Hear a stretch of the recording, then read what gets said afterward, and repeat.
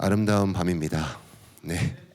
3주간의 특세를 마치시고 또 금요 기도회로 또 오늘 국내 선교 기도회로 이 자리에 함께 하시는 우리 성도님들을 주님의 이름으로 환영하고 축복합니다. 우리 한번 옆에 있는 분들과 이렇게 인사 나눠봤으면 좋겠는데요. 한번 얼굴을 좀 바라보시고 우리 기도로 선교를 준비합시다 라고 인사를 한번 해보도록 하겠습니다. 네, 조금 더 밝은 목소리로 이렇게 인상 쓰지 마시고요. 웃으시면서 반대쪽 분에게 기도로 선교를 준비합시다. 다시 한번 더 인사하겠습니다. 네, 아멘. 이제 특별 새벽 기도회가 마치고 저희들에게 선교가 시작됩니다. 또 시작되는 이 선교를 무엇보다 우리가 하나님 앞에 기도함으로 계속해서 준비하고 나아갈 수 있는 저와 여러분들이 될 수 있기를 간절히 소망합니다. 오늘 이제 금요 기도회는 특별히 또 국내 선교 기도회로 함께 같이 하나님을 예배하며 나아갑니다. 제가 이제 국내 선교 기도회를 맡게 되고 설교를 이제 준비하게 됐는데요. 이제 설교를 하게 되면서 문득 제가 처음 3일 교회에 부임하게 됐던 장면이 떠오르게 되더라고요. 물론 이렇게 3일 교회에서 제가 사역할 수 있는 것은 먼저는 하나님의 부르심이고 하나님의 은혜로 제가 이 자리에서 사역할 수 있겠지만 개인적으로 저에게 있어서 이 3일 교회에서 사역하는 것은 저에게는 도전입니다. 왜 도전이냐면 이제 제가 사역을 해오면서 이제 많은 경험들을 했습니다. 제가 조금 사역을 빨리 시작하게 돼서 이제 20대 초중반부터 사역을 시작하게 됐는데요. 이제 막 많은 사역들을 하면서 경험들을 많이 하게 됐는데 그 중에서도 이제 제가 사역을 해오면서 굉장히 저와 거리가 멀었던 사역이 뭐냐면 첫 번째가 선교입니다. 그리고 두 번째는 청년이었어요. 근데 저희 삼일교회의 이제 가장 큰 특징은 청년들이 많다라는 것이고 또 한 가지는 선교를 한다는 거잖아요. 그래서 저에게 이 삼일교회에서 사역을 한다는 건 굉장히 큰 도전이었습니다.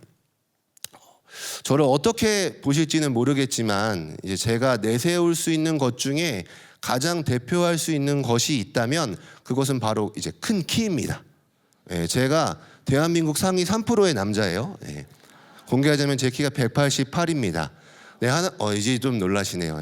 하나님이 저에게 이제 교만하지 말라고 좀 큰 머리를 주셔서 사실 이렇게 앞에 서 있으면 제가 키가 큰지 안 큰지 잘 구분을 못 하세요. 근데 막상 이제 제 옆에 오시면 와, 목사님 키가 정말 크시네요라고 이제 많은 말들을 듣습니다. 그래서인지는 모르겠지만 이제 삼일교회 전에 사역했던 교회에서는 제가 이제 교구 사역을 했었거든요. 권사님들이 저를 굉장히 예뻐해 주셨어요. 아마도 이제 제 추측에는 이제 어르신분들에게는 이제 키가 크면 와, 저분 굉장히 훤칠하게 생겼다라고 말씀해 주시면서 권사님들이 저를 굉장히 많이 좋아해 주셨습니다. 지금 의심 섞인 눈동자들이 몇 분 보이시는데 저를 굉장히 좋아해 주셨어요. 그리고 지금은 이제 굉장히 선호하는 이게 눈 형태가 무쌍이 대세잖아요. 그렇죠? 보니까는 막 어떤 저희 청년 중에 한 명이 저는 쌍꺼풀 있는 남자 완전 싫다고. 근데 제가 무려 한쪽 눈에만 쌍꺼풀이 한 3개 정도가 있거든요. 근데 제 앞에서 저는 쌍꺼풀 있는 남자가 너무 싫어요 막 이렇게 얘기를 하는데 어떻게 반응을 해야 될지 모르겠더라고요. 그런데 저희 권사님들의 세대에서는 예쁜 눈은 무슨 눈이냐면 쌍꺼풀이 짙은 눈이었습니다. 제가 눈이 좀 처지긴 했지만 눈이 좀 큰 편이고 쌍꺼풀이 굉장히 짙어요. 그래서 교회에서 사역을 할 때 제가 권사님 이렇게 부르면 권사님들이 너무 좋아하셨거든요. 근데 이제 이 청년이 많은 삼일교회에서 사역을 하다 보니까 쉽지가 않더라고요. 근데 이제 그것도 쉽지 않은데 제 이제 사역에서 이제 많은 경험 속에 선교랑은 항상 거리가 멀었어요. 선교를 뭔가 이렇게 경험해 본 적도 없고 나가 본 적도 없는데 삼일교회에 와서 청년들을 경험하게 되고 선교를 경험하게 되면서 와, 정말 삼일교회의 사역은 나에게 도전이구나라는 생각을 많이 하게 됩니다. 만약에 누군가가 여러분들은 선교하시면 무엇이 떠오르십니까? 라고 질문을 던졌을 때 여러분들은 어떤 것을 떠오르실 수 있을까요? 만약 저에게 목사님에게 선교는 어떤 것입니까? 선교는 무엇입니까? 라고 물어본다면 저는 주저함 없이 오늘 여러분들과 함께 나누고자 하는 이 요한복음 6장의 말씀을 떠올릴 것 같아요. 오늘 저희들이 함께 읽었던 이 요한복음 6장의 말씀은 사실 우리에게 굉장히 좀 친숙하고 익숙한 본문의 말씀이죠. 이 요한복음 6장은 우리가 흔히 알고 있는 오병이어의 사건을 소개해주고 있습니다. 그런데 이 오병이어의 사건은 굉장히 복음서 안에서도 특별한 사건이었던 것 같아요. 왜냐하면 우리가 이제 가지고 있는 신약 성경에 마태, 마가, 누가, 요한 4가지의 복음서가 있는데 이 복음서가 우리에게 말해주고 있는 것은 물론 풍성한 내용이 담겨져 있지만 조금 심플하게 말해보자면 복음서는 예수님이 어떤 분이시고 예수님이 행한 일이 무엇인지를 우리에게 소개해주고 있는 게 복음서죠. 그래서 마태, 마가, 누가, 요한은 각자 다른 관점으로 예수님이 우리에게 어떤 분이시고 예수님이 행하신 일들이 무엇인지를 우리들에게 소개해주고 있습니다.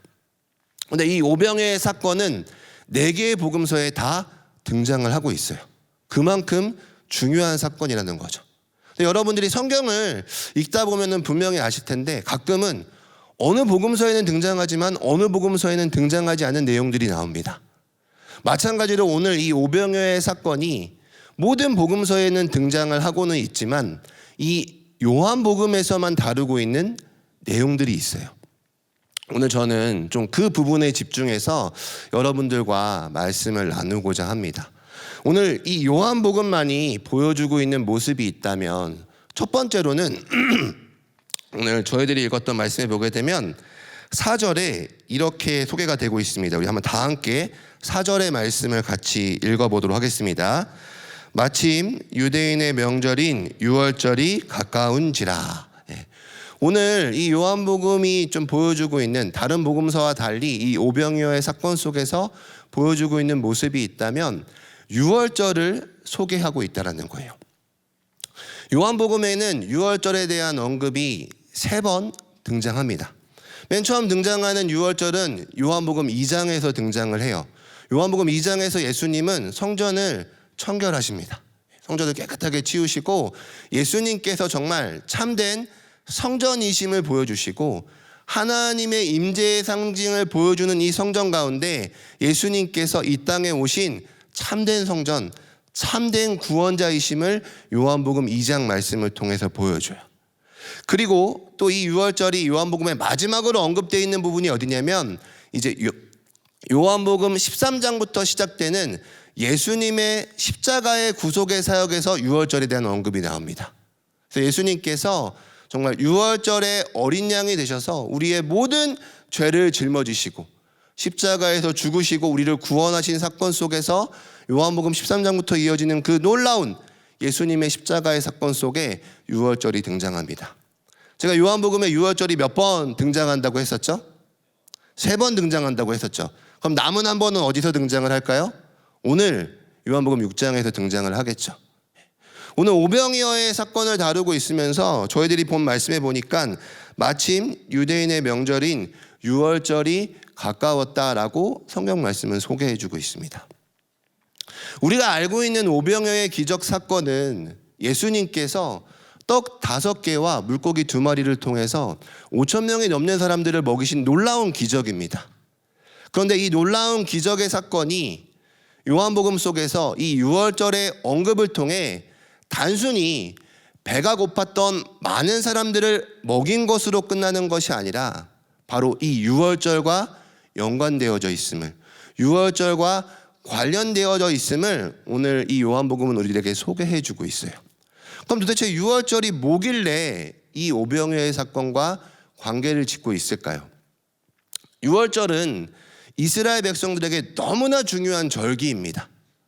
이스라엘 백성들이 하나님의 명령으로 꼭 지켜야 되는 절기 중에 하나가 바로 이 유월절이었는데 이 유월절은 어디와 관련이 되어 있냐면 바로 이스라엘 백성들이 애굽의 종 노릇을 하고 있다가 그들의 고통과 그들의 신음소리를 들으시고 하나님께서 그들과 맺은 언약을 기억하셔서 그들을 애굽으로부터 구원해 주신 출애굽의 구원과 연관되어 있죠. 그래서 유월절이라는 가장 중요한 이 속에 담겨져 있는 핵심적인 의미는 이 속에는 하나님의 놀라운 구원과 하나님의 놀라운 회복이 이 안에 담겨져 있다라는 거예요. 오늘 오병이어의 사건 역시 이 유월절에 대한 언급이 있었다는 것은 단순히 지금 예수님 앞에 모여 있었던 이 많은 사람들의 배고픔을 채워주고 그들의 굶주림을 채워주는 것으로 끝나는 것이 아니라 이 오병이어의 기적의 사건이 바로 우리의 구원자 되신 참된 구원이신 예수 그리스도의 구원과 관련되어져 있음을 요한은 보여주고 있는 것입니다. 첫 번째의 특징이 유월절에 대한 언급이 오늘 말씀 속에 나오고 있다면, 또 두 번째의 특징은 무엇이냐면, 여러분들이 말씀을 잘 읽어보시면 알겠지만 다른 복음서에서 나오지 않는 오늘 본문 속에서의 또 하나의 특징은 예수님과 제자들의 대화가 굉장히 구체적으로 나타나고 있다는 거예요. 그냥 단순히 예수님께서 무리에게 떡과 물고기를 떼어주시고 나눠주시면서 이 무리들이 먹은 것으로 오늘의 사건이 끝나는 것이 아니라 예수님께서 떡을 떼시기 전에 제자들에게 질문을 던지십니다. 그 던졌던 질문이 이제 5절 말씀 속에 나오는데요.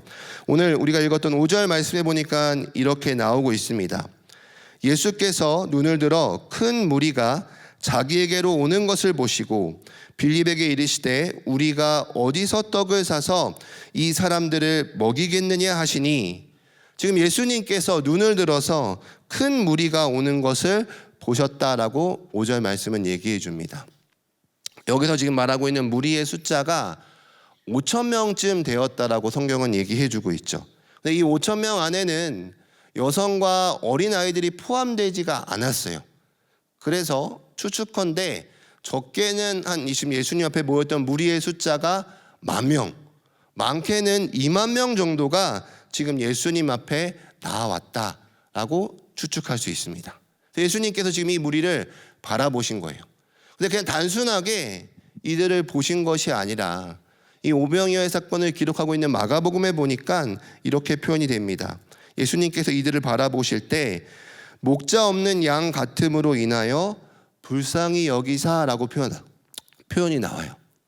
그러니까 예수님께서 이들을 바라보신 것이 그냥 단순히 무리가 나한테 오는구나, 무리가 다가오고 있구나라는 걸 본 것이 아니라 지금 이 많은 무리들이 예수님 앞에 나오는 것들을 보시면서 이 무리들에게 목자가 없는 양, 갈 곳을 알지 못하고 자기가 어떻게 나아가야 될지를 갈피를 못 잡고 있는 그 기진하는 인생, 소진하는 그 인생들을 바라보시며 불쌍히 여기시는 마음을 가지고 그들을 바라보신 거예요.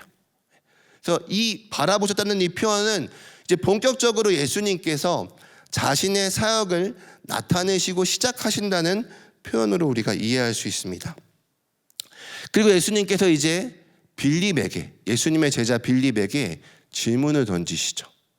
근데 왜 하필 많은 제자가 있었을 텐데 예수님은 이 빌립에게 질문을 던지셨을까? 저도 이제 그 이유가 궁금해서 이제 막 많은 주석들을 찾아보니까 빌립에게 질문을 던지신 이유는 바로 이 빌립이 오병이어의 사건을 기적을 일으킨 동네의 출신이었기 때문이에요. 빌립은 베세다라는 마을의 출신이었습니다. 그래서 예수님께서 이 마을의 출신이었던 빌립에게 묻습니다. 우리가 어디서 떡을 사서 이 사람들을 먹이겠느냐라고 예수님께서 물으세요. 그런데 예수님의 질문은 정말 모르기 때문에, 정말 방법을 찾을 수가 없고 이걸 어떻게 해결할 수가 없었기 때문에 빌립에게 우리가 어디서 떡을 사서 이 사람들을 먹일 수 있을까라고 물으셨던 건 아니었던 것 같아요. 뒤 이어서 나오는 6절에 보니까 이렇게 나옵니다. 이렇게 말씀하심은 친히 어떻게 하실지를 아시고 빌립을 시험하고자 하심이라. 그러니까 예수님께서는 이미 알고 계셨어요. 자신 앞에 나오니 무리를 보시고 그들을 불쌍히 여기시고 그들에게 어떻게 하셔야 될지를 예수님은 이미 알고 계셨지만 제자인 이 빌립을 시험하려고 지금 질문을 던지셨다는 거예요. 시험에는 두 가지의 목적이 있다고 생각합니다. 첫 번째로는 이 시험을 통해서 내가 이 내용을 알고 있는지 모르고 있는지를 점검하는 게 시험의 첫 번째 목적이라면, 두 번째 목적은 이 시험을 통해서 내가 모르고 있다라는 것을 깨닫게 해주는 것도 시험의 목적이라고 생각합니다. 저는 개인적으로 지금 이 빌립이 예수님께서 하신 시험이 후자 쪽이라고 생각해요. 예수님께서 질문을 던지십니다. 어디서 떡을 사서 이 사람들을 먹일 수 있겠느냐? 그러자 빌립이 이렇게 대답을 하죠. 빌립이 대답하되 각 사람으로 조금씩 받게 할지라도 200데나리온의 떡이 부족하리이다.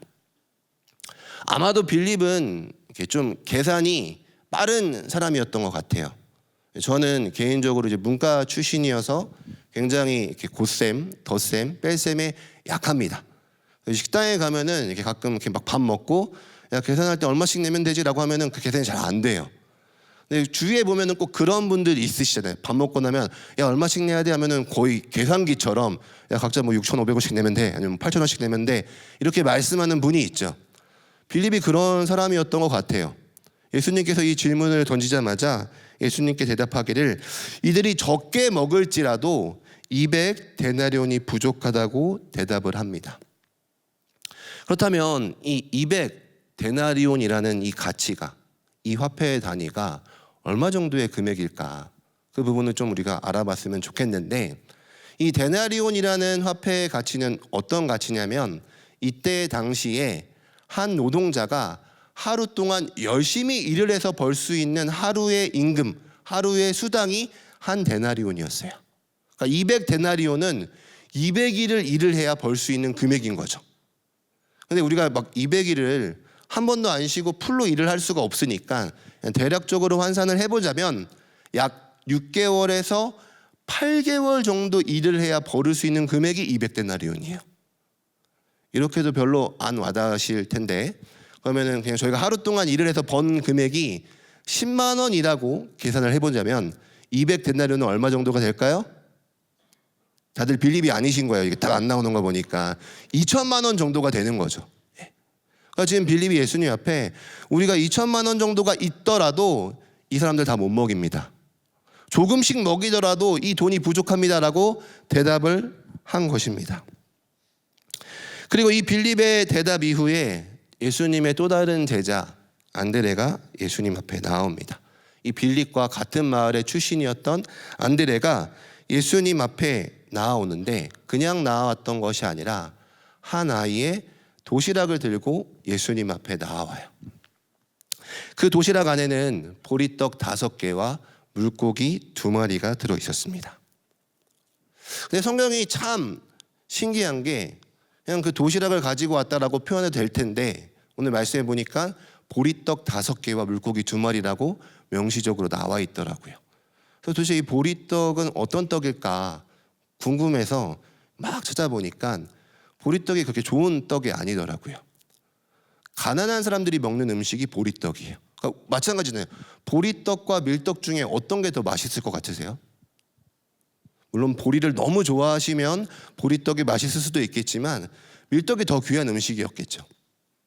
가난한 서민들이 먹었던 음식. 그리고 이 유대인들이 이제 구전율법으로 이제 막 전승하고 있는 미시나라는 그 이제 법에 보게 되면 이 보리떡은 짐승의 음식이라고 부르기도 하고 이 음식 자체가 많은 가난한 사람들이 먹는 음식이라고 표현을 합니다. 그래서 지금 이 안드레가 예수님 앞에 한 아이의 도시락, 보리떡 5개와 물고기 2마리를 가지고 온 거예요. 근데 저도 어렸을 적에 이제 이 본문을 가지고 설교 말씀을 들으면서 야 이것 봐라. 빌립은 계산을 해봤는데 결국에는 안 된다고 말했지만 안드레는 그래도 뭔가를 가지고 오지 않았냐. 그래서 너의 가지고 있는 그 작은 것을 예수님 앞에 가지고 오는 게 중요하다. 이런 설교 말씀을 굉장히 많이 들었어요. 근데 우리가 한번 이 장면을 좀 상상해 봤으면 좋겠어요. 과연 이 빌립과 안드레의 반응 중에서 누구의 반응이 더 암담한 반응인 것 같으세요?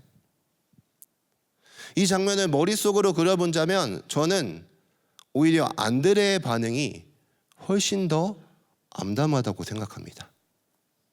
지금 빌립은 계산이라도 해봤잖아요. 막 예수님 앞에 예수님 계산해봤더니 조금씩 먹게 하더라도 200데나리온이 부족합니다. 이렇게 대답을 했다면 안드레는 지금 한 아이의 도시락을 가지고 왔어요. 그 도시락에는 보리떡 5개와 물고기 2마리밖에 들지 않았어요. 어쩌면 이 도시락으로 누구의 배를 채울 수 있을까? 성인 한 명의 배조차도 채우지 못할 그 정도의 양이었을 거예요. 지금 그 도시락을 예수님 앞에 들고 온 거예요. 예수님, 저희 가지고 있는 거 이것밖에 없습니다. 그리고 이 안드레가 예수님 앞에 이렇게 말을 하죠. 9절에 보니까 그러나 그것이 이 많은 사람에게 얼마나 되겠사옵나이까. 지금 이 도시락을 가지고 와서 예수님 이게 있습니다, 이걸로 하면 됩니다가 아니라 이 도시락을 가지고 와서 예수님 이거 보십시오. 저희가 가지고 있는 건 이 작은 어린아이의 도시락뿐입니다. 보리떡 5개와 물고기 2마리밖에 없습니다. 그러나 그것이 이 많은 사람 앞에 이 작은 도시락이 얼마나 되겠습니까? 라고 말하고 있는 거죠. 요한복음은 다른 복음서와 달리 예수님의 질문과 두 제자의 반응을 우리들에게 보여줍니다. 그리고 두 제자들의 반응은 둘 다 암담하죠. 빌립은 계산을 해서 이 계산을 해봤더니 예수님은 안 될 것 같아요. 조금씩 먹여도 200데나리온이 부족합니다. 그리고 또 다른 제자인 안드레는 예수님, 저희 있는 거 이거 작은 아이의 도시락뿐이에요. 그러나 이 도시락이 이 많은 사람들 앞에서 얼마나 되겠습니까? 라고 얘기하고 있는 거죠. 두 제자들이 보여주고 있는 결론은 무엇이냐면 바로 저는 9절의 안드레의 고백이라 생각해요. 예수님, 결국엔 이 자체가 내가 하고 있는 이것들이 지금 이 수많은 사람들 앞에서 뭘 할 수 있을까요? 지금 내가 보여주고 있는 이 모습들이, 내가 가지고 있는 이것들이 이 수많은 사람들 앞에서 뭘 할 수 있습니까? 라고 얘기하는 게 이들의 결론이었어요. 하지만 우리는 이미 말씀을 통해서 알고 있었죠.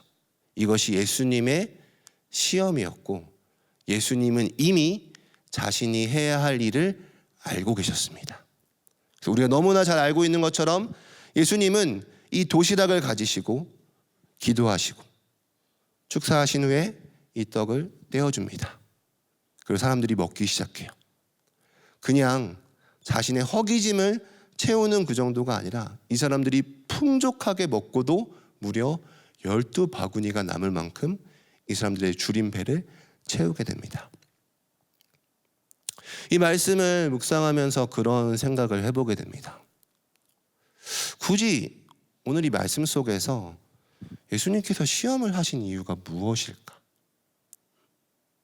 왜냐하면 예수님은 우리가 믿고 있는 것처럼 예수님은 하나님이시잖아요. 그분은 온 세상을 창조하셨고 온 세상을 다스리시며 모든 것들을 통치하시고 모든 것들을 인도하실 수 있는 분이시잖아요. 근데 그 예수님 앞에 이 보리떡 5개와 물고기 2마리가 무슨 큰 의미가 있겠습니까? 사실 예수님은 이 보리떡 5개와 물고기 2마리가 없더라도 지금 자신들 앞에 모였던 이 무리들을 풍성하게 풍족하게 채우실 수 있는 분이셨어요. 그분이 예수님이시잖아요. 근데 예수님께서는 왜 굳이 질문을 던지시고 제자들의 이 암담한 대답들을 들으시는 이유가 무엇일까? 곰곰이 이 내용을 묵상하다가 그 질문에 대한 대답을 예수님의 질문을 통해 발견해 보게 됩니다. 오늘 예수님께서 이 오병이어의 사건 속에서 던지셨던 질문의 내용이 무엇인지 기억하십니까? 예수님께서 제자들에게 우리가 어떤 방법으로 지금 이 수많은 사람들을 먹일 수 있을까를 물으셨나요? 아니면 예수님께서 우리가 가지고 있는 것으로 어떻게 이 사람들을 채울 수 있는지를 물으셨을까요? 그렇지 않습니다. 예수님께서 물으셨던 질문은 우리에게 방법을 요구한 적도 없으시고 우리가 가지고 있는 것이 무엇인지를 묻지도 않으셨습니다. 예수님은 딱 한 가지를 물으셨죠. 우리가 어디서 떡을 사서 이 사람들을 먹일 수 있느냐. 예수님의 질문은 방법을 찾으신 것도 아니시고 우리가 가지고 있는 능력을 찾으신 것도 아니시라 딱 한 가지, 어떤 출처로부터, 어디로부터, 어디서부터 이 사람들을 먹일 수 있냐고 예수님은 묻고 계세요. 사랑하는 성도 여러분, 여러분들은 이제 곧 이어질 선교 앞에서 무엇으로 사역을 감당하려고 하셨습니까? 우리가 만날 목포, 장흥, 통영, 군선교, 계속해서 이어질 그 선교지에서 우리는 무엇으로 우리가 만날 그 영혼들을 채우려고 하셨습니까? 이 빌립과 안드레의 모습이 제 모습인 것 같아요. 우리는 방법만 찾으려고 합니다. 우리는 내가 가지고 있는 거에만 집중하려고 해요. 하지만 예수님께서 우리에게 요구하신 것은 방법도 아니었고 우리의 능력도 아니었고 효율도 아니었고 단 한 가지, 출처였어요. 어디서 이 사람들을 먹일 수 있겠느냐? 우리는 어디서 이 사람들을 먹일 수 있을까요? 어디로부터 이 사람들을 채울 수 있을까요? 어쩌면 우리 역시 가지고 있는 것이 보리떡 5개와 물고기 2마리에 불과하다고 저는 생각합니다. 그리고 그 가지고 있는 것은 어쩌면 나의 일상의 삶 속에서 아니면 우리가 가야 될 그 선교지 앞에서 그 작은 도시락은 너무나 초라해 보일 수 있고 턱없이 부족해 보일 수 있고 이런 표현이 죄송하지만 오히려 하찮다고 여길 수 있는 것이 그 작은 도시락이지 않습니까? 그것에 집중하면 우리는 결코 채울 수 없다. 제자들의 반응처럼 암담한 반응으로 할 수 없다고 얘기할 것입니다. 하지만 예수님의 질문은 거기에 있지 않으셨어요. 예수님은 출처, 우리가 어디서 떡을 사서 이 사람들을 먹일 수 있는지 물으셨습니다. 요한복음 6장에서 말하고 있는 참된 생명의 떡이 되신 우리의 참된 구원자가 되신 예수 그리스도만이 우리의 모든 것들을, 우리의 모든 삶들을, 우리의 선교 사역을 풍성히 채울 줄을 믿습니다. 오늘 여러분들이 집중하고 있는 것은 무엇입니까? 오늘 여러분들이 바라보고 있는 것은 어떤 것입니까? 이제 본격적으로 팀과 목장과 선교 모임을 할 텐데 무엇에 집중하고 있고 무엇을 바라보고 계십니까? 물론 선교의 전략도 중요하고 우리가 가지고 있는 능력도 필요할 것입니다. 하지만 그것들은 우리가 가야 될 선교지에서 그 많은 사람들을 채울 수 없습니다. 참된 생명의 떡이신 참된 구원자 되신 예수 그리스도만이 이 모인 수많은 무리들을 풍성하게 채우신 것처럼 여러분들의 일상의 삶과 우리가 가야 될 그 선교지를 풍성히 채울 줄을 믿습니다. 한 가지 예화만 하고 이제 기도로 넘어갔으면 좋겠는데요. 사실 제가 이제 이 본문을 깊이 있게 들여다봤던 건 언제였냐면 삼일교회에 처음 와서 이제 얼마 안 돼서 통영 선교를 갔다 오고 너무 피곤했는데 그 다음 주가 새벽 예배 설교였어요. 그리고 그때 마주했던 본문이 바로 이 본문이었습니다. 정말 통영 선교 갔다 와서 막 몸도 너무 힘들고 그런데 막 새벽 예배 어떻게 준비해야 될까 하면서 이 말씀을 가지고 씨름하는 중에 이 말씀을 보고 묵상하고 연구하는데 제가 이 말씀을 연구하면서 제 머릿속에 떠올랐던 한 명의 인물이 있습니다.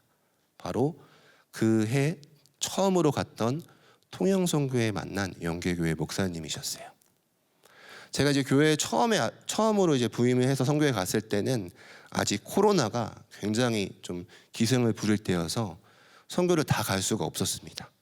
그래서 소수 이제 간사님들 몇 분과 함께 선교지에 가서 영계교회 목사님들을 뵙고 인사 나누고 목사님과 함께 기도하고 목사님 힘내십시오 하고 이렇게 돌아오는 그 정도의 선교로 진행을 했었는데, 먼저 영계교회 목사님께 연락을 드렸죠. 목사님 이제 방문을 하려고 하는데 일정이 괜찮으신가요? 했는데 목사님이 굉장히 쭈뼛쭈뼛 하시더니, 목사님이 정말 괜찮으니까 선교대원들과 목사님만 괜찮으면 같이 잠깐 동네에 노방전도를 가면 좋겠다고 하신 거예요. 또 목사님 그 정도 요청하셨고 뭐 이렇게 개인 방역을 철저하게 지켰으니까 괜찮겠다 싶어서 목사님 알겠습니다 하고 이제 목사님과 함께 노방전도를 가게 됐습니다. 근데 그때 당시에는 막 사람들이 뭐 3명 이상 이제 함께하면 안 되다 보니까 저희가 노방전도를 해야 되니까 3명이 되면 안 되잖아요. 그래서 2명씩 짝을 만들었습니다. 그래서 저는 영계교회 목사님 짝꿍, 또 다른 간사님은 사모님 짝꿍, 또 다른 간사님은 이제 지사님 짝꿍 해서 이제 전도를 나갔어요. 전도를 나갈 때 목사님께서 이제 많은 전도의 방법을 연구하셨는데 이제 가장 탁월한 방법이 붕어빵 전도였다라는 거예요. 큰 감동이 없으시네요. 왜냐면 저는 이제 그 붕세권이 아니어서 이 붕어빵의 소중함을 느끼는데, 목사님이 핸드메이드로 만드신 그 붕어빵을 다 일일이 비닐에 포장해가지고 이제 그걸 바구니에 담아서 전도를 가자고 하신 거예요. 이제 따끈따끈한 붕어빵을 들고 이제 거제의 작은 한 마을에 나갔습니다.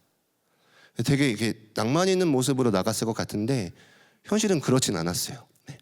코로나로 인해서 거리에 사람이 한 명도 없었고 막 매서운 한파가 이어지니까 정말 춥더라고요. 추위를 그렇게 많이 타는 편이 아닌데 너무 추웠고 막 거리를 걸어갈 때마다 막 계속 칼바람이 막 제 얼굴을 때리는데, 야 진짜 바람이 너무 무섭구나 라는 걸 그때 느꼈습니다.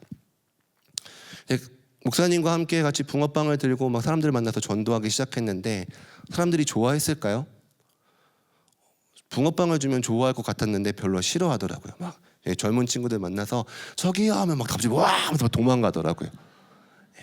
그래서 어떻게 해야 되나 했는데 막 목사님께서 목사님 빨리 따라가셔야죠. 예 알겠습니다 해서 막 따라가고, 저 여기 교회에서 나왔다고, 그래서 예수님 믿으셨으면 좋겠다고 해서 막 붕어빵 나눠주면서 전도하는데 젊은 친구들이 안 받겠다는 거예요. 저 안 먹어요, 괜찮아요. 한번 먹어보라고. 제가 먹어봤는데 진짜 맛있다고 막 권하면서 하니까 이제 막 주머니에 넣어주기도 하고, 꼭 예수님 믿었으면 좋겠습니다 전달하기도 하고 막 전도를 했어요. 날씨는 춥죠. 사람들은 자꾸 제가 뭐 이렇게 이상하게 생긴 것도 아닌데 보면 도망가죠. 점점 마음속 가운데 회의감이 들더라고요. 야, 이렇게 전도하는 게 맞나? 이거 괜찮은 방법이 맞나라는 생각이 제 안에 계속 스물스물 올라왔습니다. 그 이제 목사님이랑 같이 계속 돌면서 이제 목사님이 저기 세탁소 들어가자고. 그 세탁소에 들어가게 됐는데 이제 그 세탁소에서 만난 어르신이 갑자기 목사님을 만나자마자 갑자기 핀잔을 주시는 거예요. 날도 추운데 왜 맨날 붕어빵 들고 오냐고. 그래서 저도 갑자기 그러면 안 되는데 저분 말이 맞지. 날도 추운데 왜 자꾸 붕어빵을 들고 왔지, 이런 생각이 문득 들었어요. 그러면 안 되는데. 그런데 갑자기 그때 제 머리를 땡 친 목사님의 한마디가 있었습니다. 사실 저희가 막 그 바람을 막 맞아가면서 사람도 없고 만나면 도망가고 하는 그 거리에서 계속 노반전도를 하다가 그 세탁소에 들어갔는데 그분이 맨날 이거 붕어빵 들고 왜 오냐고, 날씨도 추운데 뭐 하는 거냐고 이 한마디를 하는데 저도 섭섭하더라고요. 근데 목사님께서, 영계교회 목사님께서 씩 웃으시면서 한마디를 하셨습니다. 괜찮습니다. 제가 예수님이 좋아서 그렇습니다. 그 한마디를 듣고 제 마음이 참 많이 무너졌습니다. 나는 이 선교를 하면서 무엇을 바라보고 있었나? 제가 따진 건 부끄럽지만 효율이었어요. 야, 이게 맞나? 이 추운 날씨 속에 이렇게 하는 게 효과적일까? 사람들이 날 보면 도망가는데 이게 맞는 걸까?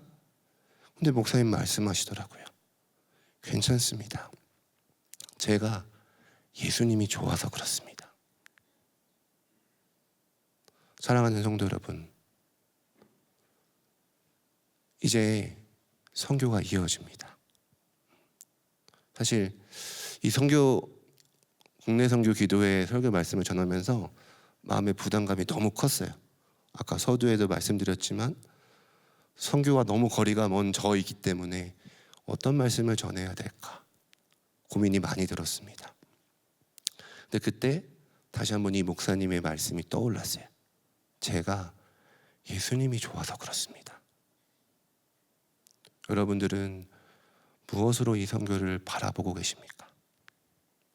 어떤 것으로 이 선교를 채우려고 하십니까?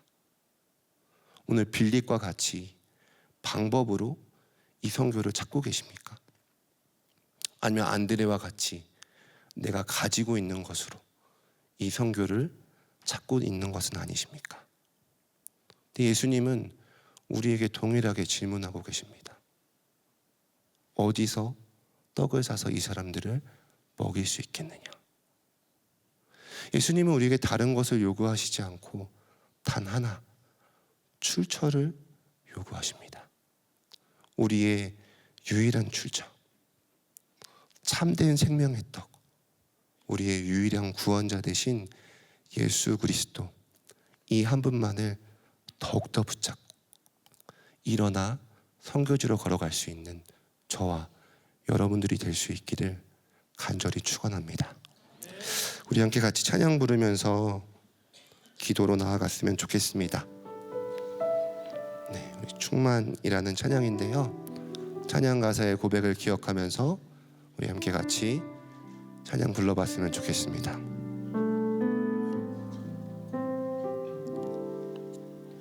찬양하겠습니다. 무명이어도 공허하지 않은 것은 예수 안에 난 만족하니라. 가난하여도 부족하지 않은 것은 예수 안에 오직 나는 부요함이라. 고난 중에도 견뎌낼 수 있는 것은 주의 계획 믿기 때문이라. 실패하여도 일어설 수 있는 것은 예수 안에 오직 나는 승리함이라. 난 예수로